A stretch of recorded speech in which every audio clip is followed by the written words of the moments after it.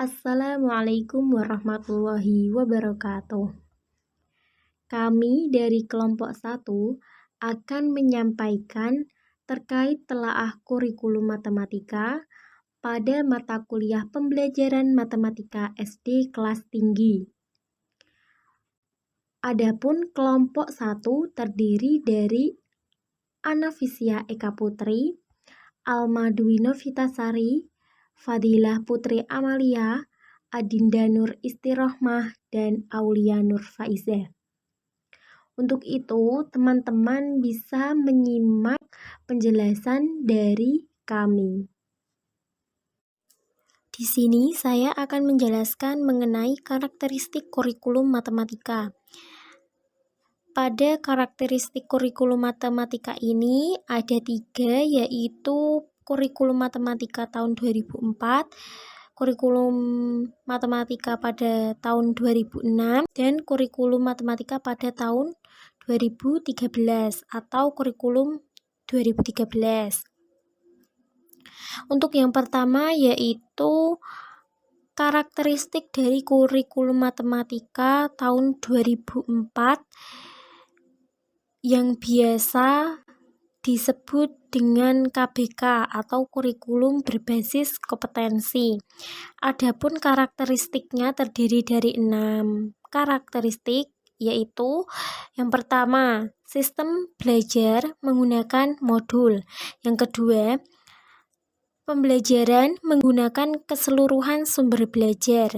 Yang ketiga, pengalaman lapangan.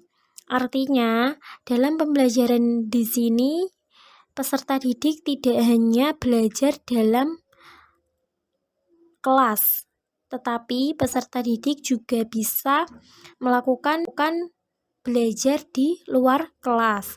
Yang keempat yaitu ada strategi individual personal. Yang kelima ada kemudahan dalam belajar, dan yang keenam belajar secara tuntas. Untuk yang kedua yaitu ada karakteristik kurikulum pada tahun 2006 atau KTSP, kurikulum tingkat satuan pendidikan, yang memiliki beberapa karakteristik. Yang pertama yaitu berpusat pada peserta didik sebagai pengembang pengetahuan. Yang kedua, cakupan materi pada sekolah dasar meliputi bilangan, geometri dan pengukuran, pengolahan data, pemecahan masalah, serta penalaran dan komunikasi. Dan yang terakhir, pada karakteristik kurikulum matematika 2006 ada kurikulum tersebut mencakup kompetensi dasar, materi pokok, dan indikator hasil pencapaian. Selanjutnya yaitu kurikulum matematika pada tahun 2013. Pada perubahan kurikulum 2006 ke kurikulum 2013 ini terdapat beberapa elemen perubahan kurikulum, yakni yang pertama yaitu ada standar kompetensi lulusan atau SKL. Dalam hal ini terjadi peningkatan dan keseimbangan soft skill dan hard skill dengan mengasah 3 aspek meliputi sikap, pengetahuan, dan keterampilan, atau biasanya disebut dengan afektif, kognitif, dan psikomotorik. Yang kedua yaitu ada standar isi atau SI. SI atau standar isi pada kurikulum 2006, kompetensi diturunkan dari mata pelajaran, sedangkan pada kurikulum 2010 mata pelajaran diturunkan dari kompetensi. Jadi, SI atau standar isi kurikulum 2006 dengan 2013 ini memiliki kebalikan. Kalau 2006 itu kompetensi diturunkan dari mata pelajaran, kalau kurikulum 2013 mata pelajaran yang diturunkan dari kompetensi. Kemudian standar proses atau SP. Standar proses ini awalnya fokus pada eksplorasi, elaborasi, dan konfirmasi, sehingga terjadi pada kurikulum 2013 dilengkapi dengan pendekatan saintifik, yaitu dengan mengamati, menanya, mengeksplorasi, mengasosiasi, dan mengkomunikasikan hasil. Perbedaan matematika kurikulum 2004, 2006, dan 2013. Struktur kurikulum 2006 SD atau MI disusun berdasarkan standar kompetensi lulusan dan standar kompetensi mata pelajaran dengan ketentuan sebagai berikut. 1. Kurikulum 2006 SD atau MI memuat 8 mata pelajaran, muatan lokal, dan pengembangan diri. Yang kedua, substansi mata pelajaran IPA dan IPS pada SD atau MI merupakan IPA terpadu dan IPS terpadu. Ketiga, pembelajaran pada kelas 1-3 dilaksanakan melalui pendekatan tematik, sedangkan pada kelas 4-6 dilaksanakan melalui pendekatan mata pelajaran. Yang keempat, jam pembelajaran untuk setiap mata pelajaran dialokasikan sebagaimana tertera dalam struktur kurikulum. Yang kelima, alokasi waktu 1 jam pembelajaran adalah 35 menit. Yang keenam, minggu efektif dalam 1 tahun pelajaran atau 2 semester adalah 34-38 minggu. Pada kurikulum 2013, pengelompokan seperti KTSP sudah tidak berlaku. Semua mapel terikat satu sama lain dengan mendukung kompetensi inti. Lalu capaian pembelajaran mata pelajaran diuraikan menjadi kompetensi dasar.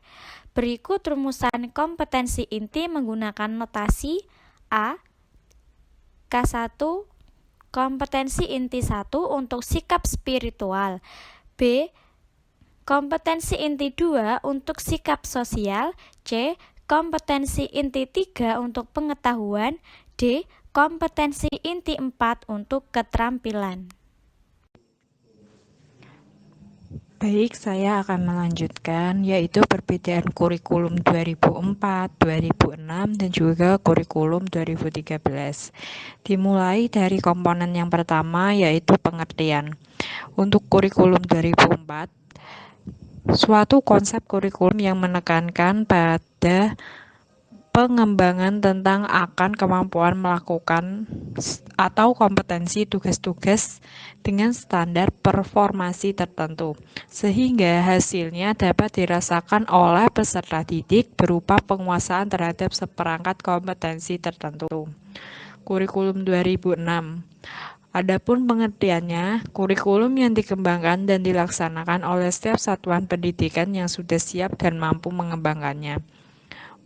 Kurikulum 2013, kurikulum yang tetap diterapkan oleh pemerintah untuk menggantikan kurikulum tingkat satuan pendidikan atau KTSP yang telah berlaku selama kurang lebih 6 tahun. Dalam kurikulum 2013 memiliki tiga aspek penilaian, yaitu aspek kognitif, aspek psikomotorik, dan juga aspek afektif.